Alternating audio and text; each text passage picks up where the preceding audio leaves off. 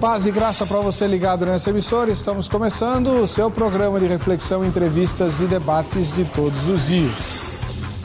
O assunto hoje é meio curioso. Toda semana, os brasileiros e os habitantes do Ocidente, no mínimo, eu acho que no Oriente também isso acontece, mas talvez menos, são surpreendidos com notícias de pessoas que ficaram indignadas por terem fotos ou pequenos filmes em atitudes íntimas vazados na internet. Tá, as pessoas podem ser famosas e quando isso acontece a repercussão é óbvio, é muito maior, né? Mas podem ser anônimas também. Aliás, isso está virando febre, né? Inclusive entre adolescentes. A pergunta que não quer calar é a seguinte: essas fotos e filmes em atitudes íntimas feitas, evidentemente, com a anuência e a participação das pessoas que agora se indignam com o vazamento dessas coisas. É ou não é? Eu fiz, mas não era para vazar na internet. E, veja, o que se pergunta é o seguinte: em tempos como os atuais, em que tudo vai parar na internet e as pessoas estão cansadas de saber disso, como explicar que meninas se deixem fotografar ou filmar em atitudes íntimas? Principalmente quando a outra pessoa que está participando é meramente um namorado. Meramente um namorado, não é um marido, não é alguém com quem você tem um relacionamento garantidamente duradouro e sério. Se é que se pode dizer isso do casamento também, né?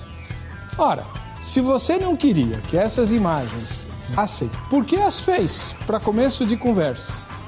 E por que isso está acontecendo com tanta frequência? Será que acidentes de percurso ou decisões precipitadas são tão comuns assim? Será que os hackers são tão eficientes a ponto de não deixar passar ninguém que tenha dado uma vacilada, tirado uma foto ou feito um pequeno filme numa atitude ruim aí, numa atitude íntima e pumba, vai parar na internet? Ou isso não passa de um pequeno ato falho, como diriam alguns psicólogos? No fundo, lá no fundo, no porão da alma, essas meninas queriam mesmo ser vistas. Eu até entendo. Boa parte, mas uma parte boa mesmo, grande, das mulheres que fazem sucesso na televisão ganharam esse sucesso sendo vistas de alguma forma. E quase todas elas tiveram experiências semelhantes, voluntárias ou não. Então, se um dia eu quero ser famosa, por que não projetar a minha imagem por aí? Será que isso, de algum modo, não afeta o subconsciente dessas meninas? Eu não sei. Como eu não entendo o assunto, o Vejam Só trouxe quem entende. E elas vão explicar para nós o porquê disso tudo. Está no ar, o Vejam Só.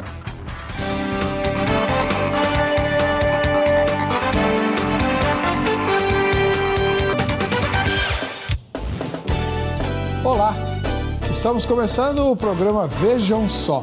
Hoje, o dia do sorteio do kit da Jô Rezende, o prêmio mais cobiçado da semana. Então você aumente as suas chances de ganhar. Muito simples, você vai à página do programa na internet e vota na enquete, só isso. www.vejam.com.br. Votou na enquete, está participando do sorteio, tá bom? O Vejam Só recebe duas estreias, as duas debatedoras estão pela primeira vez no programa Vejam Só, a quem nós damos as boas-vindas. Doutora Alessandra Borelli, ela é advogada, especialista em Direito Digital e é a CEO da Netix Educação Digital e coordenadora do Núcleo de Combate aos Crimes contra a Inocência da Comissão de Direito Eletrônico e Crimes de Alta Tecnologia da OAB aqui de São Paulo. Paz e graça, doutora. Tudo bem com a senhora? Muito bem, obrigada. O que é exatamente crime de alta tecnologia? Bem, a OAB, ela tem uma comissão de advogados, técnicos e outros profissionais para a área da tecnologia e que estudam todos os mecanismos que a nossa tecnologia hoje propicia.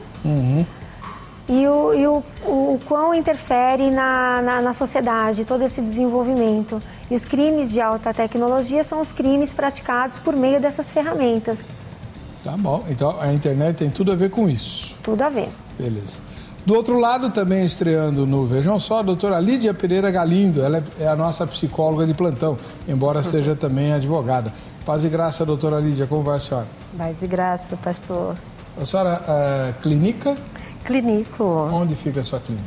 No Paraíso. Custa caro lá? Podemos conversar sobre isso depois? Qual que é a linha terapêutica da senhora? Tenho uma linha muito centrada na pessoa humana. Rocha, mas eu tenho uma base também psicanalítica. Tá ótimo. E a senhora trabalha também com crianças, adultos, ou só crianças, ou só adolescentes? Como é? Já trabalhei muito com criança na área de psicodiagnóstico, mas hoje eu não trabalho mais com criança, mas com adolescentes, adultos, jovens e casais. Perfeitamente. Muito agradecido pela presença da senhora aqui. A doutora Alessandra é casada? Sim, sou casada. Tem filhos? Tenho 2. Grandes? Um de 10 anos e uma menina de 6 anos. 6, tá. E a doutora Lídia? Tenho um casal de filhos também, um com 26 anos e a outra com 22. Muito bom. Então, a gente pode fazer o debate pensando, inclusive, se acontecesse com os meus filhos. Claro. Né? Tá? Vamos ver assistir a matéria que apresenta o tema e depois voltaremos com a opinião das convidadas. A prática de produzir e distribuir fotos e vídeos íntimos nas redes sociais é conhecida como sexting. É uma expressiva no Brasil. Muitas dessas imagens acabam divulgadas publicamente e viram motivo para linchamento moral. Algumas vítimas não suportam a humilhação e acabam tirando sua própria vida. O potencial de que novos casos se repitam é enorme. Parece quase impossível manter imagens íntimas a salvo do olhar público, uma vez que elas sejam feitas. Uma análise da Internet Watch Foundation sugere que de todo o material feito de forma amadora e encontrado em sites, 88% fora distribuído sem o consentimento de seus autores. O vazamento pode ser até obra de hackers que invadem arquivos digitais e espalham imagens por sites na internet. As celebridades costumam estar entre as principais vítimas. E em tempos de selfies e outras modalidades de altas exposições nas redes sociais, até algumas pessoas ditas comuns passam a mostrar a sua própria intimidade em sites de conteúdo até mesmo pornográfico. Essa é a razão pela qual Anne Cameron Diaz e Jason Segel correm atrás tão desesperadamente da gravação mais que íntima que fizeram e acabaram compartilhando sem querer para uma rede de amigos conectados via um aplicativo em seus iPads. E isso tudo acontece no filme Sex Tape, Perdido na Nuvem, lançado recentemente nos cinemas. O vazamento de imagens é proporcional ao tamanho do fenômeno.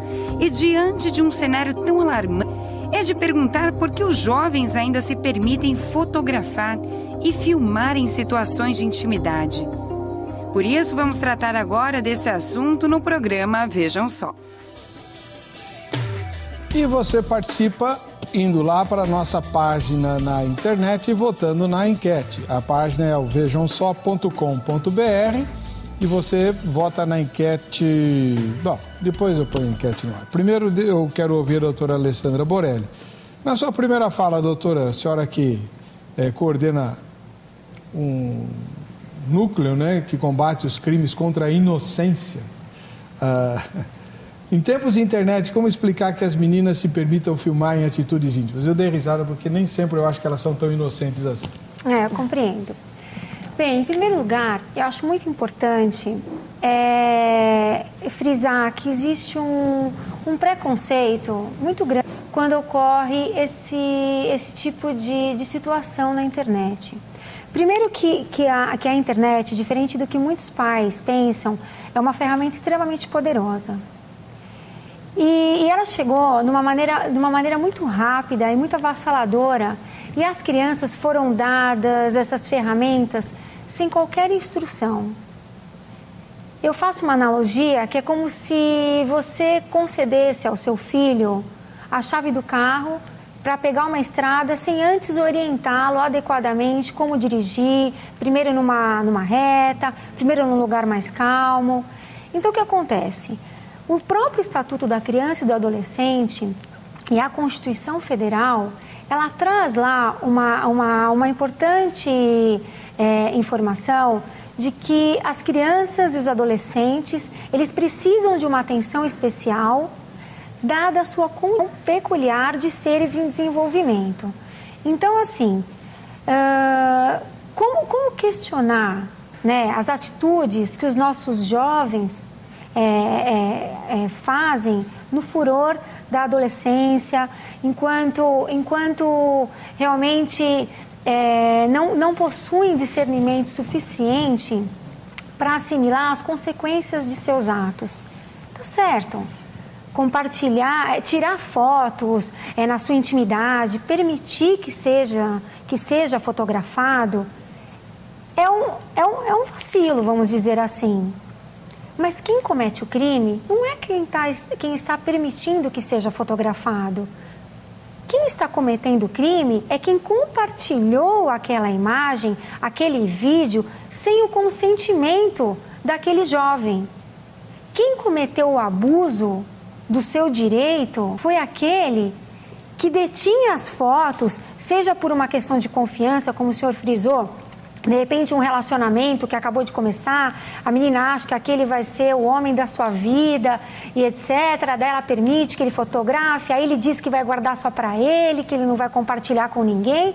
No fim o relacionamento termina, eles compartilham. Ora, se os adultos que dispõem de uma certa vivência, de uma certa experiência, muitas vezes caem nessa cilada, por que esperar algo diferente das nossas crianças? Então, eu tenho dado muitas palestras em escolas, tanto para os pais quanto para os educadores e principalmente para as crianças. A orientação que eu passo para elas é: não se permitam serem fotografadas ou filmadas, sob qualquer hipótese. A sua privacidade, a sua honra, a dignidade da sua pessoa é um direito inerente a você. É claro que se ferirem a sua honra e compartilharem esse vídeo, a pessoa estará cometendo uma infração, um crime contra você. Medidas judiciais poderão ser adotadas, mas as consequências dessa sua exposição serão eternas. E em se tratando de internet, o efeito multiplicador e perpétuo é inevitável. Você consegue tirar do ar por um tempo, você consegue esconder atrás das ferramentas de busca, mas infelizmente afirmar que aquilo vai ser extinto da internet é um engano. Então, eu acho que existe sim uma inocência, existe uma falta de orientação, existe aquelas crianças aqueles jovens assim, que têm no seu íntimo a intenção de serem aceitas, de fazerem parte de um determinado grupo, de uma determinada turma. Aquelas pessoas que querem se aproveitar dessa exposição porque acham que vão ganhar uma oportunidade em alguma situação, porque como o senhor também muito bem colocou, muitas pessoas acabam se abrindo portas, né? Principalmente nesse mundo da moda e etc. Verdade. Só que nós temos que ter um cuidado quando definimos o comportamento dessas pessoas. Porque nem todas as pessoas têm essa intenção. Existe sim uma pitada de inocência por trás disso e de falta de informação, principalmente. Vamos ver agora a opinião da doutora Lídia Pereira Galindo. Ela é psicóloga e eu faço a mesma pergunta. Na sua primeira fala, doutora, como é que a senhora responde a pergunta tema de hoje? Recorde a pergunta do tema. Em tempos de internet, como explicar que meninas se permitam filmar em atitudes íntimas? Eu gostei muito da fala da doutora Alessandra, bastante esclarecedora, né? Então, sim, tem, eu acho que essa questão da pitada de inocência, mesmo que o adolescente, que o foco aqui é a mulher, né? A mulher adolescente, tenha essa necessidade de se mostrar, e aí eu vou um pouquinho mais além, a necessidade não é só da adolescente. Se a gente for passear pela internet, a gente encontra também os adultos fazendo a mesma coisa, né? Na adolescência, a gente pode até, eu acho que entender melhor, porque é uma fase onde as crianças passaram há pouco tempo dessa infância para uma adolescência. São valores novos, ela está todo um estranhamento de corpo, ela precisa de alguma forma ser aceita pelo grupo, ela quer se mostrar bela, ela quer ser aceita, ela está iniciando as suas atividades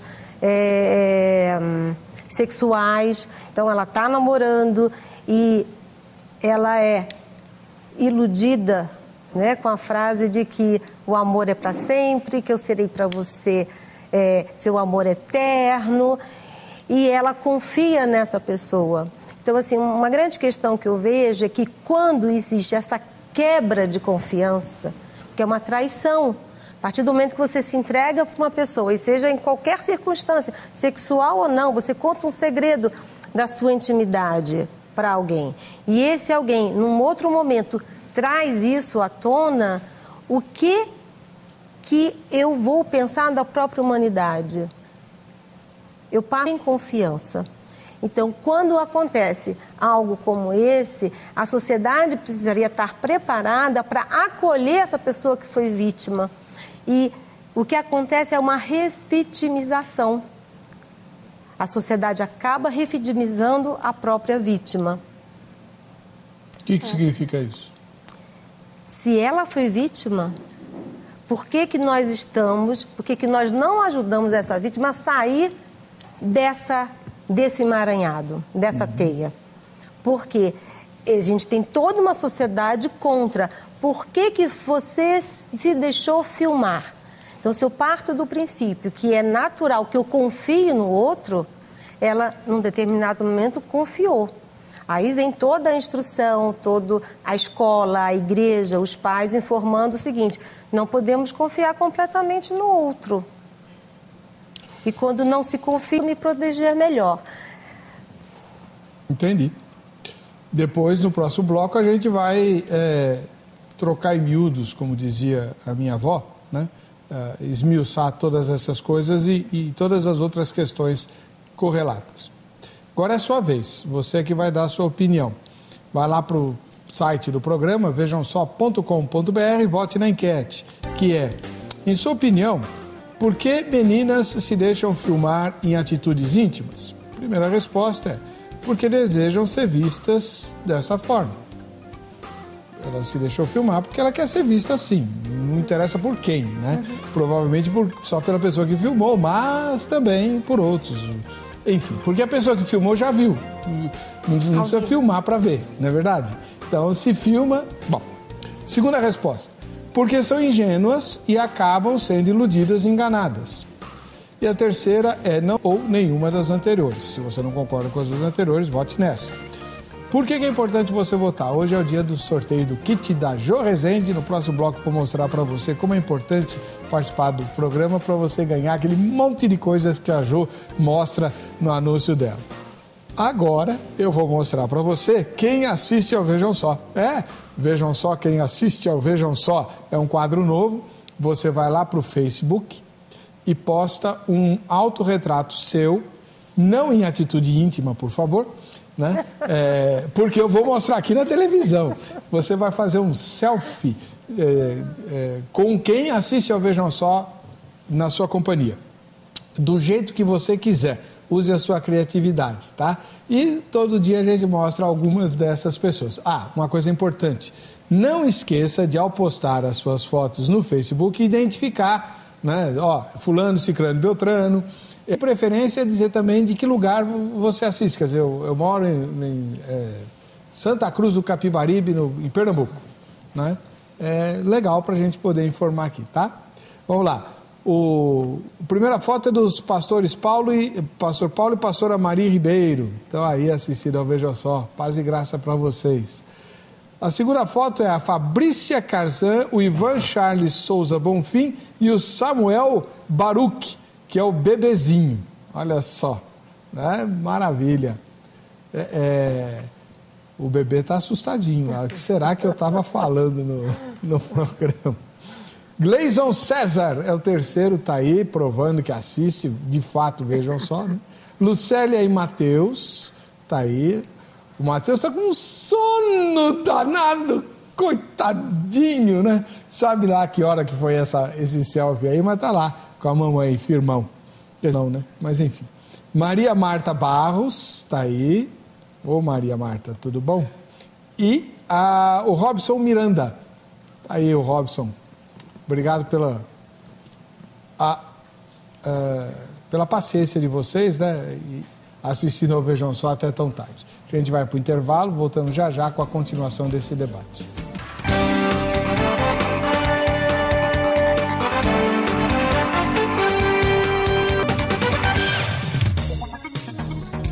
Tanto de quem posa para o filme, como de quem vaza o filme. Né?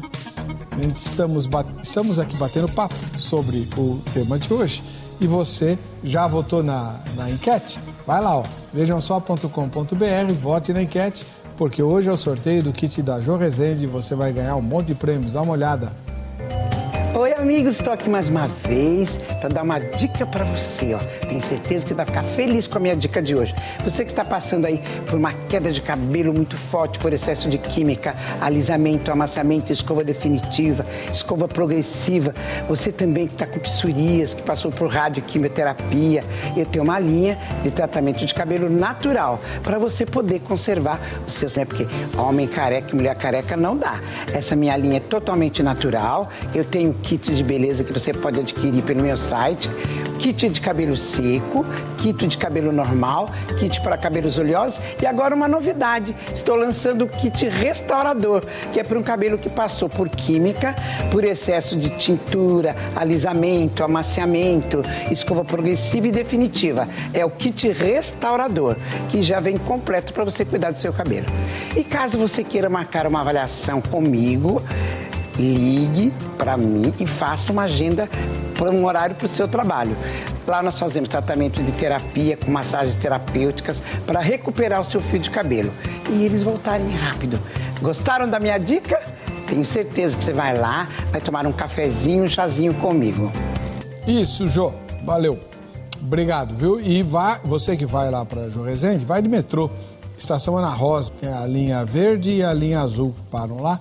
Sim, você não precisa se estressar com o trânsito de São Paulo, que está horrível. Bem, nós estamos aqui com a doutora Alessandra Borelli e no bloco anterior, doutora, a senhora mencionou que a internet é uma ferramenta extremamente poderosa, né? Sim. E que a maioria dos pais não sabem do poder da internet. Por que os pais não sabem? Então, o que acontece é o seguinte... as nossas crianças, elas nascem digitais. Nós chamamos até de nativos digitais. Então, eles já nascem com uma habilidade, uma destreza inerente a essa geração que os pais não dispõem.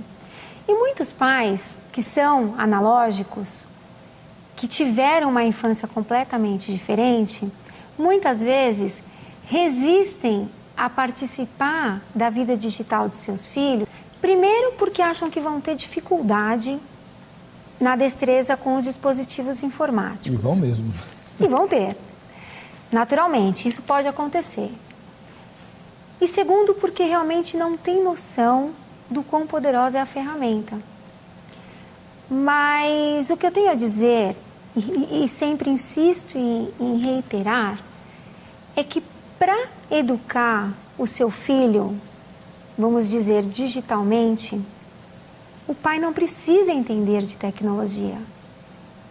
Porque princípios e valores, que são as características que têm faltado no comportamento desses jovens, nas redes sociais, e em outras ferramentas utilizadas através da tecnologia da informação e comunicação, esses valores eles são aprendidos em casa e devem ser exercidos da mesma forma que no mundo offline, no mundo online. Respeitar o próximo, ter consciência da sua liberdade de expressão, que o seu direito termina onde começa o do outro. Que eu posso sim dizer o que eu penso, desde que o que eu vou dizer não ofenda a honra do outro. Se eu quero dizer alguma coisa, dar minha opinião, e se existe uma intenção de ferir, de expor a imagem, de desrespeitar o outro, essa liberdade de expressão não é saudável. Então, estes princípios, essas orientações, elas fazem parte da natureza humana e não mudou nada. A única coisa é que a internet traz essa perpetualidade e esse poder multiplicador. Aquela orientação que você dá para o seu filho, que você dava para o seu filho antes de existir a internet, não converse com estranhos, cuidado com o que você fala, cuidado com o que você ouve, nem tudo que você ouve é verdade. Não leve não confie tanto no que as pessoas te dizem, né? Não abra a porta para estranhos, não aceite nada de estranhos. Isso é perfeitamente aplicável no mundo online. Então, muitos pais, eles acreditam que os filhos estão seguros dentro do quarto.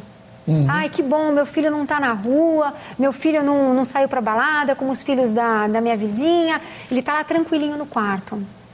Só que você não sabe com quem ele está falando. Muitos jogos online que permitem a interatividade entre os participantes têm sido de entrada para a aproximação dos pedófilos das nossas crianças. O próprio WhatsApp, né? Comunicadores instantâneos. As crianças, elas querem quantidade de amigos nas redes sociais. O que impede um pai de dizer que o que importa não é quantidade, sim qualidade? Perfeito. O que impede um pai de orientar o seu filho a não passar o seu endereço para uma pessoa que você não conhece, a não publicar telefone da família na internet? Aquela perguntinha básica, você sairia na rua entregando fotos suas de biquíni? Você sairia na rua entregando seu telefone para todo mundo, seu endereço? Você sairia na rua contando a sua vida para um desconhecido?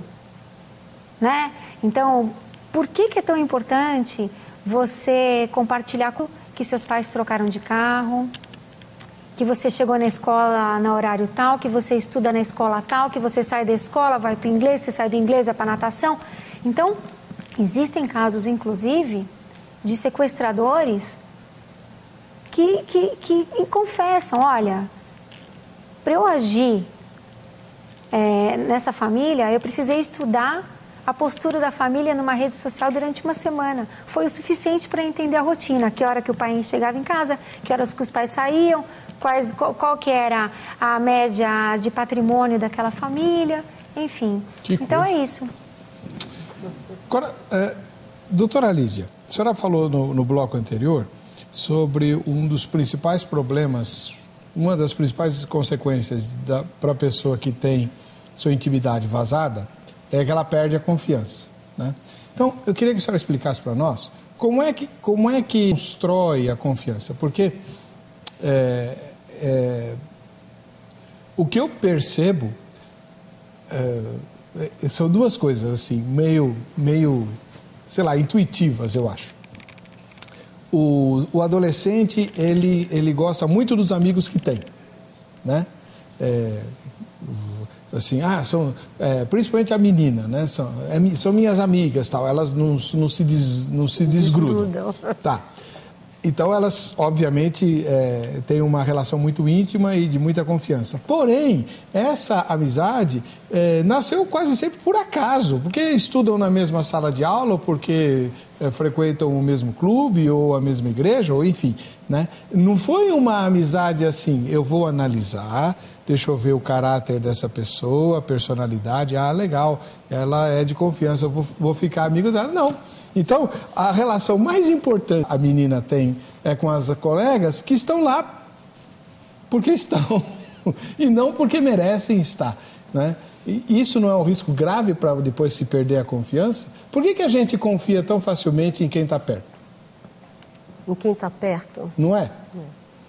E a internet, eu acho que ela tem essa capacidade, né, de tornar todo mundo muito perto. E a gente perde esse distanciamento. A gente deixa de fazer perguntas. Num clique, eu já sou amiga. Me aceita aí. Me aceita. Me ede, né? Me adiciona. Né? E, de novo, não é só adolescente. Não. Somos nós. Criança vê, criança faz. Né? Com essa questão mesmo de mostrar intimidade. Eu gosto desse termo, intimidade. Né? Falar de intimidade, a gente pensa em algo nessa linha, né, que programa, né, mais sexual. Mas eu vou um pouquinho além. A intimidade é aquela possibilidade que eu tenho de conversar com você os meus melhores e piores segredos. E isso começa dentro de casa. Ensina a criança no caminho que deve andar. Então, uma família com uma boa estrutura, com uma boa intimidade, né, ela vai poder passar para suas crianças, para os seus filhos, a questão da privacidade. Então, são conceitos e são valores de base que serviam para ontem, servem para hoje e vão servir para amanhã. Então, desenvolver a intimidade dentro de casa, eu acho que é o primeiro grande passo para a gente poder prevenir uma série de coisas. E como é que a gente desenvolve intimidade? Porque quando eu me permito ser fotografada, eu estou falando de uma intimidade. Por que eu não posso, dentro da minha casa, exercer o que é íntimo, o que não é íntimo? E dentro dessa intimidade, a gente construir conceitos de privacidade. Eu posso ter intimidade e continuar tendo a minha privacidade, que passa por todos os conceitos bíblicos, valores do próprio direito, né? Que é, como a doutora Alessandra falou, a questão da dignidade humana. Então, eu preciso saber quais são os meus direitos, quais são os meus deveres. Eu costumo falar que nós somos sujeitos em 3D. O primeiro D seria direitos, o segundo D fica fácil a gente saber qual é que são os deveres, e o terceiro D, qual seria? Essa é uma pergunta que muito dificilmente acerta. Esse terceiro D é o sujeito de desejos. Então, quando eu tenho intimidade na minha família, eu posso desenvolver esse sujeito em 3D. O sujeito de direitos, o sujeito de deveres e os sujeitos de desejos. Eu desejo ser fotografada? Desejo. Se eu tenho intimidade na minha casa, se eu tenho privacidade, eu tenho um espaço para falar dos meus desejos. E eu desejo. E em seguida, a partir do momento que eu reconheço o desejo do meu filho, da minha filha, o desejo do meu paciente, o desejo do meu aluno, o desejo da minha ovelha, eu posso em seguida perguntar. Eu posso afirmar, desejar pode. A questão é que a gente proíbe o desejo e esse desejo escapole. Então, quando eu dou abertura para desejar, eu, pai e mãe, a gente parte do pressuposto que deveríamos estar preparados para poder ouvir o desejo dos nossos filhos. Aí sim eu posso questioná-los. E tratar com esse desejo da maneira sadia. Sadia. Mas aí nós temos um grande conspirador, né? Que é o momento de hoje, a cultura atual, que até quero perguntar para a doutora Alessandra. A senhora é mãe, sim, né? Inclusive de adolescente. Né? De pré-adolescente. Ai, minha filha. Quando você voltar para casa, ele já é adolescente. Enfim, a coisa está feia, porque tudo que a doutora Lísia falou está certo no plano do mundo ideal. Porém, No mundo real, e a gente não pode negar, nós estamos na televisão, certo? Uhum. A televisão tem sido um dos instrumentos mais nefastos para isso que eu vou dizer agora. Faz pouquíssimo tempo, uma moça ansiava se tornar celebridade, mas ela não tinha nada para ser célebre. Aliás, era até meio gorducha, né? O que aconteceu com ela? Ela resolveu assistir aula na faculdade usando um micro vestido. Lembra desse caso? Lembra desse caso?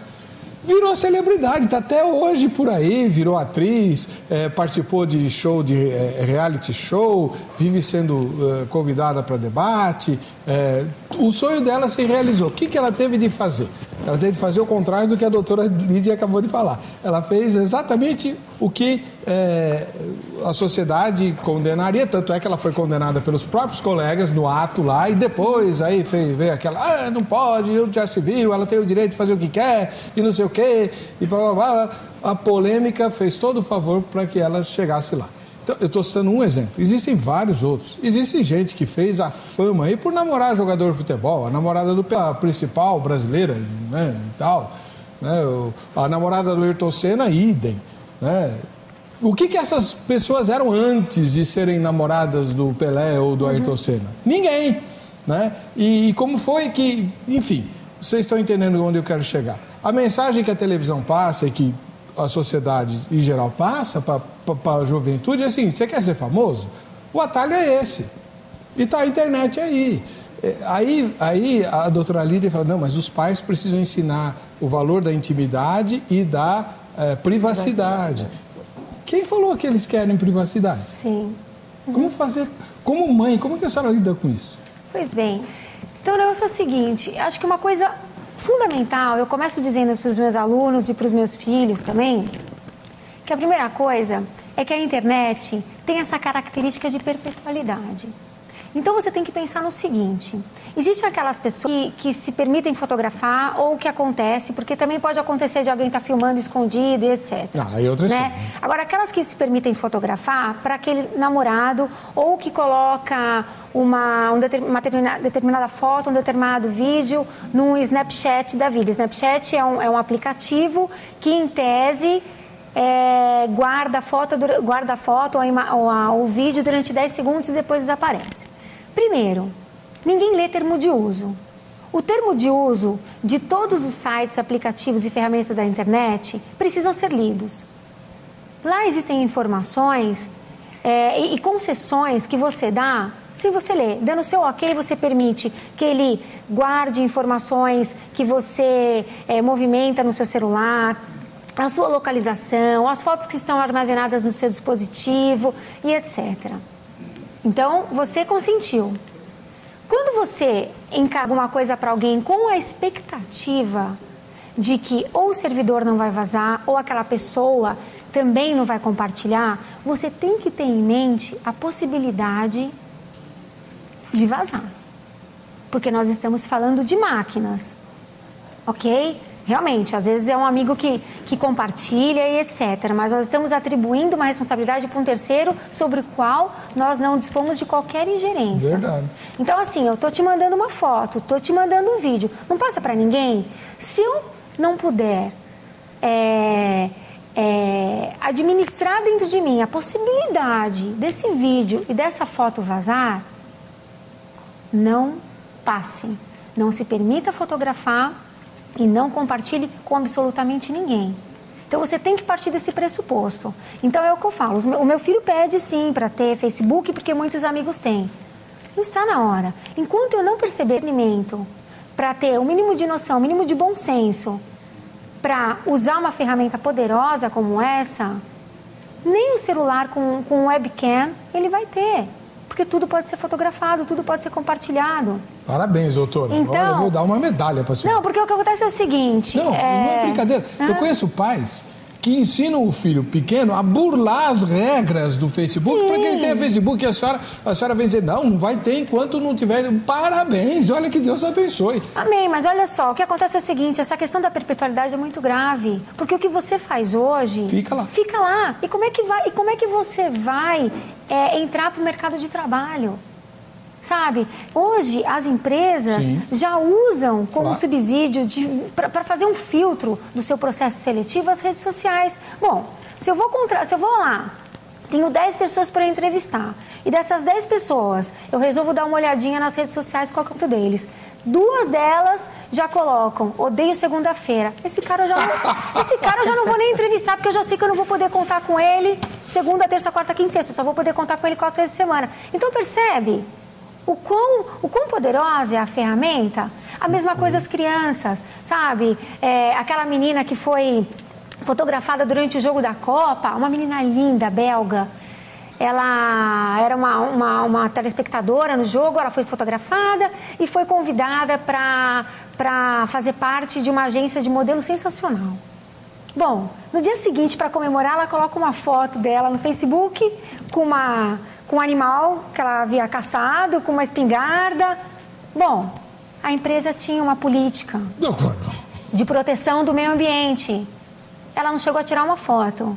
Encerrou o contrato. Agora eu pergunto, ela vai investir na carreira dela, vai estudar, vai falar não sei quantas línguas. Futuro, próximo, porque ela já é uma adolescente. Surgiu uma oportunidade de trabalho para ela numa multinacional super bacana, mas que tem lá na política interna da empresa, que dá valor para essa questão da preservação do meio ambiente e tal, etc. Infelizmente, as portas se fecham para ela. É um preconceito? Mas se ela tiver empatada com uma menina que tiver uma postura mais bacana, sabe? Então, os pais precisam passar essa informação para as crianças e para os adolescentes. Então, é um trabalho em conjunto. É um tal de pai passando a responsabilidade para a escola e da escola passando a responsabilidade para os pais, quando, na verdade, é uma somatória. Porque na Lei de Diretrizes e Bases da Educação também existe um compromisso que os educadores assumem de tornar seus alunos, de contribuir para a transformação dos seus alunos em cidadãos éticos. Então, é um complemento, né? Agora, doutora Lídia, tem um problema aqui, né? Entre tantos. Porque, assim, o que a doutora Alessandra falou é perfeito. A boa parte dos pais, eu sou um deles, olha para a geração digital e diz, ai, não sou desse mundo, né? Esse mundo não entendo nada disso. Eu imagino que os adolescentes, principalmente os pré-adolescentes que estão doidos para fazer sucesso e serem aceitos, né? A senhora demonstrou isso muito bem na sua fala, há uma necessidade precípua do ser humano de ser aceito no grupo e tal. Ele vai olhar para as restrições do pai e da mãe, olha, toma cuidado com isso, como a doutora acabou de falar aqui, né? E ele vai assim, mas minha mãe, ela não entende nada disso, ela não sabe como é que é. E aí é um passo para desobedecer, não é verdade? O adolescente não tem dificuldade de acreditar na boa intenção da mãe? Pois é. Assim, a Alessandra conhece meus filhos, né? E ela fica encantada com eles, não é, Alessandra? Uhum. Por quê? E eu acho que a gente conseguiu construir um ambiente de muita intimidade, de poder discutir todas as coisas e de poder provar, olha, isso aqui não funciona. Mas, de tudo, a gente tem que entender que aquele sujeito também é um sujeito de escolhas. Uhum. De qualquer forma, ele vai fazer as escolhas dele. Mas cabe a nós o quê? Orientar. Então, chega uma determinada parte, uma determinada época da vida da gente, que a gente não consegue mesmo, né? Cuidar, proteger, e nem é para fazer isso. O adolescente, ele precisa formar a opinião dele, formar a identidade dele, e ele vai procurar o grupo ou A, ou B, ou C. Cabe a nós, inclusive, oferecer outros grupos que ele possa ter mais possibilidades de escolhas. Então, assim, eu fico muito feliz quando ele me questiona, quando os meus filhos me questionavam, porque é sinal que eles estão no desenvolvimento normal. Uhum. Agora, o que cabe a mim é justamente pregar esses valores, é não abrir mão. O que é tolerância zero para aquela família? Na minha casa, tolerância zero é o cigarro. Para outras famílias, não. Então, bebida lá em casa, depois dos 18 anos. Dirigir, vamos ali para eu te ensinar a dirigir. Não, o meu filho só pegou no carro na autoescola. Não, se eu tivesse filho nessa idade que a Alessandra tem, Não sei se eu deixaria entrar no Facebook, porque pela norma do Facebook é proibido menor de 18 anos. Não, eu acho que é... 13. 13? Uhum. 13 anos. Tá cheio de criança no Facebook. É verdade. Né? E nós, mães, a gente expõe nossos filhos no Facebook também. É tomando banho, é fazendo chuquinha, é dando comidinha. As crianças estão sendo expostas pelos próprios pais. Eu imagino que seja mais por falta de informação. Então, a cartilha que a OAB está escrevendo, eu sou coordenadora do grupo, do núcleo psicológico, né, da psicologia, tem esse entendimento que a gente precisa orientar, a gente precisa ensinar. E a gente precisa ensinar sempre, porque nós somos um pai já de uma outra geração, a gente ensinou, a gente aprendeu, mas a gente imagina que os pais mais novos saibam. E a gente se engana, porque eles não sabem. Às vezes a gente se surpreende com algum tipo de inocência meio absurda, né? Hoje mesmo as emissoras de televisão puseram no ar a entrevista daquela mãe de 21 anos. Está sabendo do caso? Qual que é isso? A menininha lá que era abusada pelo padrasto, né? E o padrasto filmava a menina. E a mãe, pátrio o poder e tal, o padrasto está preso e tudo. A moça de 21 anos, mas eu não sabia. Como não sabia? Ela faz parte das filmagens, ela está lá junto com as filmagens. Nossa. Ah, mas eu não sabia que era a maldade dele. Peraí, gente, né? Pois é. É complicado, tem que mas... desconfiar. Ó, quer ver um negócio? Não tem nada a ver com o tema, mas a menina, a vítima, tem menos de 2 anos de idade. Menos de 2 anos de idade. O grau de maldade do cara, ele passava fita adesiva nos joelhos para ver a menina tentar andar e cair o tempo todo. E filmava. Para ela ficar quieta, ele passava super cola no bumbum da menina, machucou todas as nádegas da menina. A mãe não via, ela não dava banho na menina, até a santa paciência. Né? E agora, o que eu queria falar, e vou para o intervalo, que não tem nada a ver com o tema, é o seguinte: o que se questiona é, a menina tem menos de 2 anos e vive com o padrasto. Quer dizer, não é muito pouco tempo para a menina ter nascido e a mãe já ter arrumado outro cara? Tem a dó, né? Tem que pensar nisso também. O resultado está aí. A gente vai para o intervalo e volta já.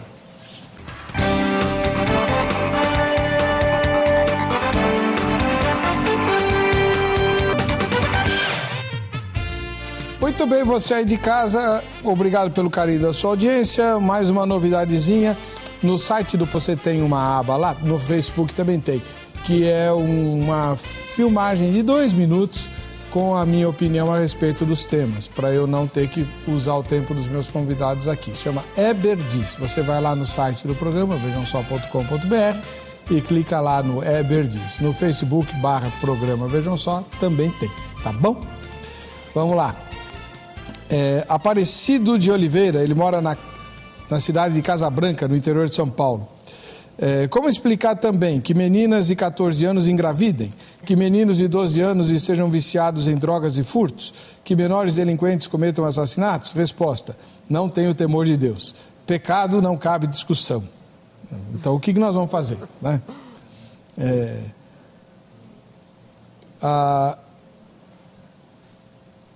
Bom, Anne Estésia, ela é conselheira matrimonial. Não disse de onde ela é. É um desejo superlativo de chamar a atenção ou a presunção de ser aplaudido ou aplaudida, reverenciado ou reverenciada perante os outros. É a ostentação dos que procuram elogios ou a ilusão dos que querem ter êxito diante do mundo e não dentro de si mesmos. Deve ser psicóloga. Não nos referimos ao esmero na maneira de andar, falar, vestir ou se enfeitar, saudáveis e naturais, mas ao estado íntimo do indivíduo, vaidoso, ou seja, o que está por baixo do interesse dessa exibição e dessa necessidade de ser visto a ponto de falsificar a si mesmo para chamar a atenção. Doutora, uma pergunta. A senhora mesma mencionou, às vezes o namoro começa, tal, o cara grava a relação deles e tudo, aí por alguma razão o namoro acaba e ele posta isso para os amigos, tal, como forma de vingança pornográfica. De vingança é mais, acho que é a mulher que faz, né? Igual o filme lá, o Cilada. Mas mais para ele se vangloriar, Tá. Se ele for menor, cabe processo? Então, o menor de idade, ele comete ato infracional, não é o crime, né? Então, o Estatuto da Criança e do Adolescente prevê algumas medidas socioeducativas. Mas, como ele feriu a honra de alguém, a responsabilidade civil compete aos pais assumir. E nós temos muitos casos, inclusive lá no escritório, de pais que foram condenados a pagar relevantes indenizações por ilícitos cometidos por seus filhos no mundo digital. Então, criminalmente, ele comete um ato e dependendo da repercussão, né, do seu ato, da sua atitude, do seu delito, ele vai sofrer medidas socioeducativas. Mas, civilmente, existe, sim, a responsabilidade dos pais. Até que ponto, doutora Lídia, o espírito, o instinto, lá sei eu, feminino de competição empurra a menina a participar de coisas que normalmente ela não participaria? Eu não sei te responder, porque a minha preocupação com esse debate está muito focado na mulher, né? O menino também também tem esse espírito de vingança. A menina também tem a competitividade, a menina também quer se vangloriar. Sério? Eu acho que faz parte da natureza humana, independente de uma mulher. Então, mas as mulheres são mais competitivas. Eu tenho minhas dúvidas. Eu tenho minha dúvidas. Olha a Fórmula 1. Mas é um outro nível, né? Mas aí eu acho que a essência é a mesma. Então, eu acho que precisa pensar que, de sair dessa linha de que toda pessoa que é fotografada, ela tem um interesse, né, secundário, que é se mostrar, que é aparecer. Então, a gente precisa pensar nisso com muito carinho. Não necessariamente quem se deixou ser fotografado quer aparecer, porque senão ela já se fotografaria e já passaria ela mesma para todos verem, né? Então, assim, eu acho que a questão que a gente precisa pensar é a da traição. Quando eu confio em você, né? Confio com você alguma coisa, precisa guardar. Se você não pode guardar, não receba. Eu tinha uma amiga que ela falava assim: você vai me contar o seu segredo e pede para não contar para ninguém? Se você não é capaz de guardar, você quer que eu seja capaz de guardar? Então não conte para mim. Isso me chamou a atenção. No primeiro momento eu falei assim, nossa, né, que amiga é essa? Mas ela tem toda a razão. Então, a gente, corroborando com a fala da doutora Alessandra, a gente tem que estar ciente de que o que a gente dá, o que a gente fala, pode a qualquer momento ser passado. Então, assim, eu confesso que eu não vejo muita diferença entre homem e mulher, quanto os sentimentos deles são muito, são muito da natureza humana. Então, mas uma coisa, a pergunta para as duas, que eu não consigo entender é o seguinte: seja como for, os jovens têm muito mais acesso ao que acontece na internet do que nós. Até porque eles têm mais tempo, né? E mais interesse também. Então, eles estão muito mais... eles veem muito mais depressa e com muito mais antecedência todas essas coisas aí do que nós. Mesmo assim, eles não temem que o mesmo possa acontecer com eles? Pois acho que eles guardam essa expectativa de que não irá acontecer com eles. Daí vem a necessidade da intervenção dos pais, da família e da escola. Muitas escolas esperam a tão inclusão da matéria de educação digital das escolas, quando isso não é necessário. Imagina. Isso pode ser trabalhado de uma maneira transversal, dentro da rotina que já ocorre hoje, dentro da grade que já tem hoje. O que impede a professora de português conversar sobre um texto pautado na questão da segurança da tecnologia, claro, segurança nas redes sociais, a professora de artes, a professora de educação física, a professora de matemática, a professora de ensino religioso. Verdade. Sabe? Então, eu acho que é aí que entra, porque eles acham realmente que é uma coisa distante, não vai acontecer comigo e etc, né? E aí a gente entra na questão da falta de empatia, né? Antigamente era difícil a gente ter por perto alguém que perdeu o emprego. Hoje em dia, a gente achava que não, aqui não vai acontecer isso. Assalto, o envolvimento com drogas, antigamente era na casa do vizinho, hoje é na nossa casa. Então, essa questão da educação, a educação dá trabalho. Todo dia você precisa educar seus filhos, e educar é informação. Quanto mais conhecimento, mais poder de escolha eu tenho. Então, é educar todo dia o filho. Olha, isso pode acontecer sim com você. Por que não? Então, quando eu oro pedindo a Deus proteção para os meus filhos, eu não creio que Deus... que o que acontecer com meus filhos não vai acontecer porque Deus não permitiu ou porque Deus permitiu. O que acontece com o filho do outro pode acontecer com o meu. O que me cabe é pedir proteção para eles, mas eles podem ser mortos, eles podem atropelar alguém, eles podem cair em alguma armadilha, mas o meu dever... Nisso? Oi? O que o jovem tem que ele acredita que com ele não acontece? Quando nós éramos jovens, eu acho que também nós não acreditávamos. Não, eu sei, mas né? Por que isso acontece? Eu acho que não tem ainda essa maturidade, ele ainda não passou por um outro ciclo de vida que é o que nós estamos. Então, a gente já viu tantas vezes isso, que a gente sabe que acontece. Então, na hora que você vai viajar, meu filho, você calibrou o pneu? Então, lá atrás... Eu já vi, ou já aconteceu com um vizinho ou com um amigo que não calibrou o pneu, é um exemplo simples, né? Não verificou a suspensão e que ficou na estrada. Mas ele nunca passou por isso. Então, assim, de alguma forma... Ele vê na internet acontecer com os outros. Exato. O fato é que, feliz ou infelizmente, hoje nós dispomos de cases, né? E talvez isso contribua, Exatamente. Né? Uhum. Então, assim, como é que eu posso apresentar os cases para os meus filhos? Olha, aconteceu. Mas, de qualquer forma, isso também não assegura que ele não vai fazer. Então, então me parece que é na hora do almoço, é na hora do jantar, é no final de semana, eu trazer constantemente, né, o assunto, trazer experiências, olha o que aconteceu com fulano, com ciclano. Não pode transformar numa neurose também. De jeito nenhum. E eu costumo, inclusive, perguntar qual é o melhor horário para a gente discutir alguns problemas dentro da família. Qual o melhor local? Sala. A sala. Eu costumo muito receber a resposta assim, quando a gente está em reunião à mesa, né?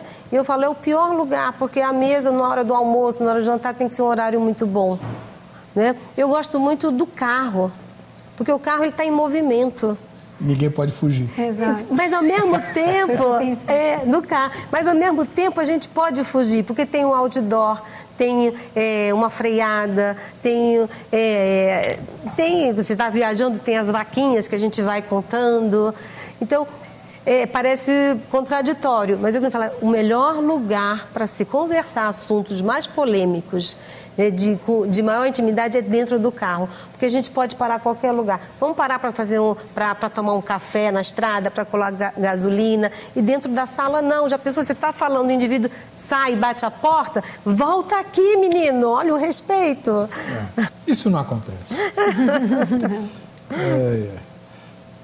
Patrícia Duarte Ribeiro, ela mora na capital de Goiás.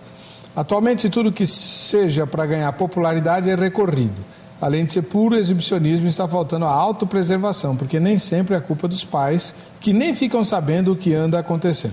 Mas tinham que estar, né? Tinham que estar sabendo. Ô, doutora, não como advogada. Não como advogada, vou frisar, não como advogada, como mamãe. A mamãe não pode dar uma olhadinha assim de leve na mochila dos filhos pequenos, dos filhos pré-adolescentes, saber o que... A mamãe deve fazer isso. Não é crime, não, né? Não, de jeito nenhum. Você deve fazer isso porque você está construindo, você está contribuindo para a construção daquele indivíduo. É a mesma coisa hoje as escolas. Eu posso ou não posso proibir o uso do celular em sala de aula? Ora, você não assumiu um compromisso? Lá, o contrato de prestação de serviços que você vai contribuir para a educação dos filhos deles? Para você cumprir aquilo que você disse que iria fazer, você precisa de disciplina. tá? Então, disciplina faz parte do processo. Para eu poder contribuir para a formação do meu filho, eu tenho o direito, sim, de vez em quando verificar. Acho que o monitorar, vigiar é uma coisa, monitorar é outra. Eu posso monitorar até para orientar. E eu posso dizer que eu estou fazendo isso. E se a senhora desconfia de uma amizade que ele tem, a senhora vai intervir antes que a coisa... Sem dúvida nenhuma, eu estou no meu papel, no meu direito e na minha obrigação como mãe. Errada estaria se fizesse diferente. Acredita que tem gente que acha isso ruim? O que a senhora pensa? Eu estou na mesma linha, a gente pensa muito, né, igual, mas eu queria... eu vou dar o meu exemplo, que meus filhos já são grandinhos, né? Eu nunca abri uma gaveta de filho. Vai ter fé assim lá adiante, irmã. Eu acho que a gente pode arrumar junto a gaveta. Ah, eu sabia. A senhora é minha advogada. A senhora é advogada também, né? Isso é papo de advogado. A gente pode arrumar junto. A gente pode arrumar junto. A gente pode arrumar. Olha, meu filho estava com 10 anos de idade e eu morava num condomínio de casas e eu percebi que tinha alguma coisa que não estava muito bem. E isso era relacionado a drogas. E aí, foi até na época do Supremo Concílio, que foi em Brasília, isso na década de 90, 94, 96. Aí eu falei assim, vamos para Brasília, meu filho? Tinha lá uns amigos, a eleição estava chegando, e nós passamos ali não sei quantas horas juntos, né? Conversando. Discutindo a relação. Né? Não, assim, sobre tudo, né? Falei, ai, seus amigos. E lá pelas tantas, né? Ele falou assim, mãe, fulano e fulano estão usando drogas. Isso com 10, 11 anos, por aí. Eu falei, filho, que interessante. Uma outra dica, nunca se assustem, porque se você se assusta, o menino vai embora, a menina vai embora, não quer mais falar. Vai dando corda. Né? Como é que é isso? O que você falou para ele? Eu falei para eles, e aí eu fiquei bem tranquila, né? Que eles precisam falar com os pais dele, porque os pais são os melhores amigos. Então, assim, como é que eu construo... Que nem eu estou fazendo com a senhora agora, porque eu experimentei e gostei. Já pensou? Como é que eu construo... Como é que eu construo... Assim, eu preciso de idade. Eu preciso de inteligência nas minhas abordagens. E eu preciso entender o seguinte, eu tenho meu lugar de mãe. Ninguém tira. Eu falo para o meu filho, pode ter 80 anos... Eu, né? E eles 60, 50 e pouco. Se eu falar que é para fazer, tem que fazer. A gente brinca assim, porque a gente não pode sair do nosso lugar de pai e mãe. E a gente tem visto hoje muito uma troca. Pai tem que ser amigo de filho, mas filho não é amigo de pai. Não é o nosso amiguinho para chegar e contar intimidade, de contar problemas. Vamos pegar a gente da nossa idade, vamos procurar um psicólogo, ou um pastor, ou um conselheiro. Então, assim, não podemos sair do nosso lugar. Pai é pai, mãe é mãe. Então, assim, papais e mamães, não violem a intimidade dos filhos de vocês. Respeitem. Eles precisam mostrar para vocês o que tem dentro da gaveta. Vem ver comigo. E, de alguma forma, eles precisam confiar em vocês. Essa é a melhor dica. Mas tem que temer também. A minha mãe pode achar isso aqui. Vamos o povo fala. Em tempos de internet, como explicar que meninas se permitam filmar em atitudes mais íntimas? No caso das meninas que hoje em dia têm relação com os homens e postam na internet, né? Então, é que hoje em dia nós temos visto muito isso, né? Tanto esses dias mesmo eu passei por uma situação da minha prima, que estava com o celular dela e algumas amigas postaram que ela estava tendo relações com outras pessoas. E ali a gente pegou e falou para ela, né, que ela viesse ali colocar alguma mensagem para avisar para aquelas meninas não fazer isso. Acho que também pelo fato de instrução dentro de casa, né, convivência assim mais aberta com os pais, que às vezes as meninas fazem isso e às vezes os pais têm noção do que está acontecendo, né? Então hoje em dia pelo fato da mídia, as pessoas estarem muito usando a internet, então acabam achando que isso é normal, mas na verdade não é, né? Porque a gente tem visto isso muito acontecer, mas não sei o que passa na cabeça dessas jovens, né?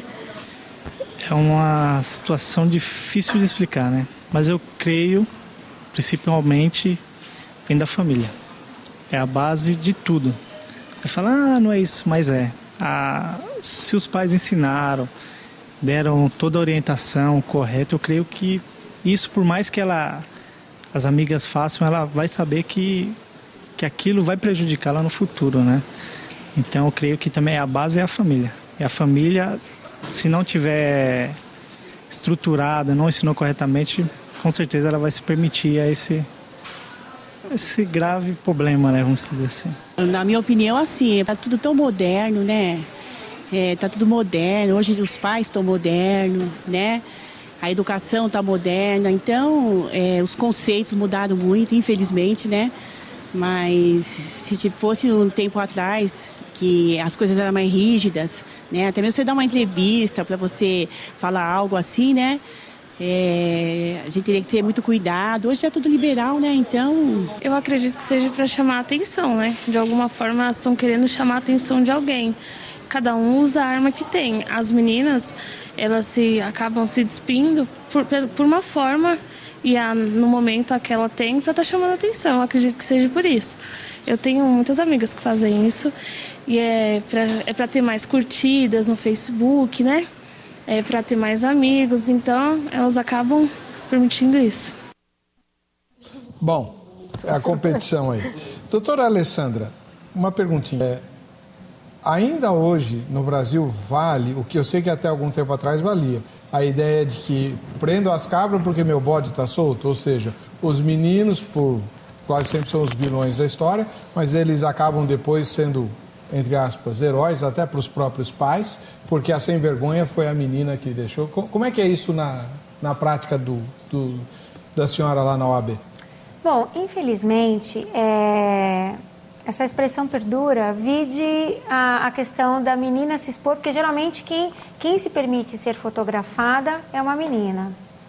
E depois que essa foto se torna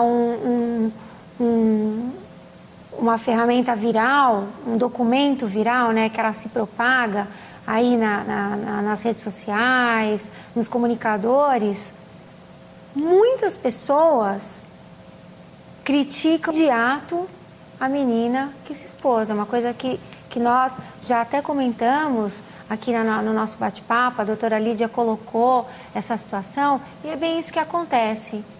É a questão de inverter a culpa.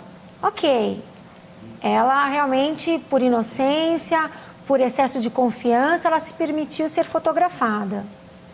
Mas ele, que compartilhou, que encaminhou pro WhatsApp dos amigos, ele é bacana, porque é ele que estava lá na hora que filmou, é ele que era o namorado, ou ele que era o caso, ele é o espertão. Então, infelizmente, essa situação perdura, essa expressão perdura.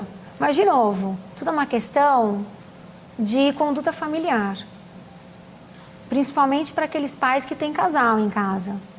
Então, é bom ter muito cuidado com que você exterioriza, com que você tenta passar a sua visão sobre determinados assuntos, sobre determinadas coisas.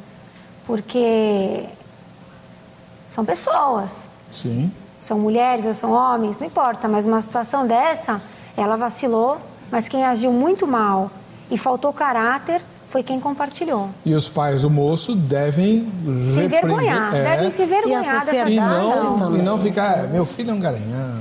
Exatamente, devem se envergonhar. Essa cultura, que é, na verdade, o verdadeiro machismo, é isso.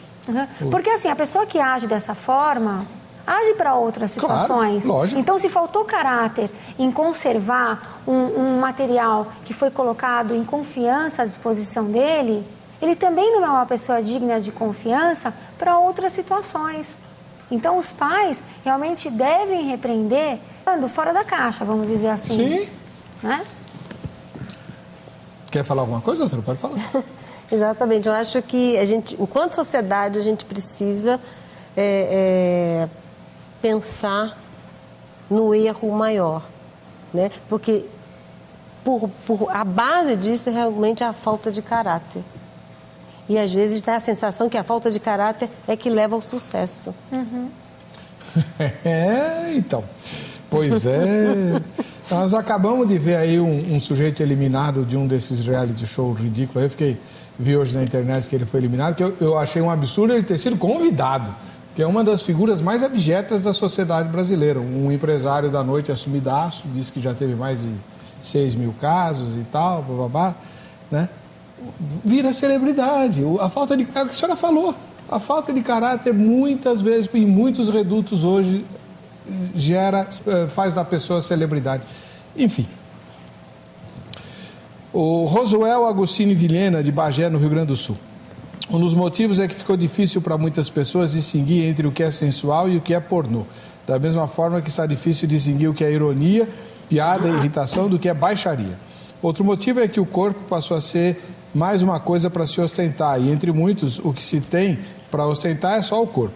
Mas um motivo significativo é a banalização, tanto da sensualidade quanto da sexualidade, da mesma forma que se banaliza a violência na mídia. Isso deixa as pessoas com menos sensibilidade para discernir, da mesma forma que ocorre com os maus odores dos esgotos urbanos, que ainda chamam de rios nas grandes cidades. Muito inteligente. Tá, tudo bem, ô Rosuel. Só que acontece porque nós perdemos a sensibilidade e tal, e vai indo.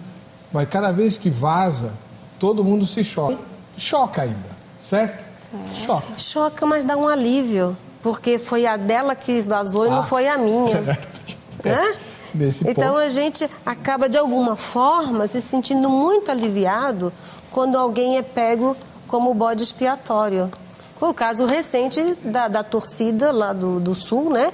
Onde a gente teve um ato de preconceito. Sim. Então, uma menina foi o bode expiatório. E todos ficamos, de certa forma, aliviados, porque não fomos nós que fizemos isso. Né? Que não fomos pegos, né? Exatamente. E aí, que não fomos pegos. E aí tem essa questão do culto ao corpo. A gente vive uma sociedade onde o culto ao corpo ele é muito valorizado. Né? Cada esquina agora tem uma academia. Legal, uma questão da saúde, tem que mesmo que malhar, tem que treinar, mas também a gente fica observando as menininhas de 5, 4 anos, como é que elas são vestidas? E quem é que vestem? Quem veste essas crianças? Então nós temos pequenas mulheres já aos 4, 5 anos de idade. O roubo da infância. Isso o roubo é o pior da infância. Crime da nossa geração. Precisamos brincar mais de rodas. Furtamos a infância dos nossos pequeninos. E estão roubando o nosso tempo. Acabou. O programa chegou ao fim. É verdade. Agradeço à doutora Alessandra Borelli, advogada e especialista em direito digital, além de coordenar o Núcleo de Combate aos Crimes contra a Inocência da Comissão de Direito Eletrônico e Crimes de Alta Tecnologia da OAB Extensão São Paulo. Muito obrigado. Que agradeço a oportunidade, me coloco à disposição. Da mesma maneira, a doutora Lídia Pereira Galindo, que foi a nossa psicóloga de plantão, ela que também é advogada, e que ensinou a gente, olha, você não precisa invadir a privacidade do seu filho adolescente. Arrume a gaveta dele junto com ele. Vai lá e olha, pronto. Deixa quieto. Não faça e qualquer isso. coisa, ninguém é perfeito, tem que ser santo. Vamos lá, vamos pro sorteio do kit da Jo Rezende. Edmilson Lopes, de Feira de Santana, na Bahia. E eu esqueci de dizer, me perdoe, doutora, tanto as duas doutoras estão à disposição de vocês, né? Pelo site vejamsó.com.br, tem o contato delas, o e-mail lá. Se você quiser dirigir alguma pergunta, fazer algum tipo de indagação, fiquem à vontade. Para você que fica com a gente, que fica com essa emissora, a paz e a graça de Jesus. Nós nos encontraremos no próximo Vejam Só.